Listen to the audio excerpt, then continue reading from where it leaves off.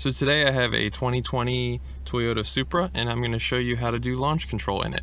So I have it nice and warm from some driving I was just doing, but I have it back to basically how the car starts. So what you're going to do is put it into drive.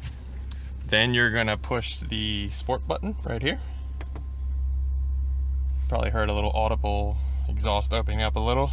Then you're going to turn traction control off. And it will illuminate traction mode activated, bottom right. The word traction will be under the word sport. And then you see a little orange traction control off top left as well. So what you do next is give it 100% brake and then give it gas to the kick down, and a launch control flag should pop up bottom right. And then you have about 3 seconds to launch or it won't work, but let's do it. So I am on private property. I do not recommend you do this on the road, so do so at your own safety level. But here we go. Launch control active.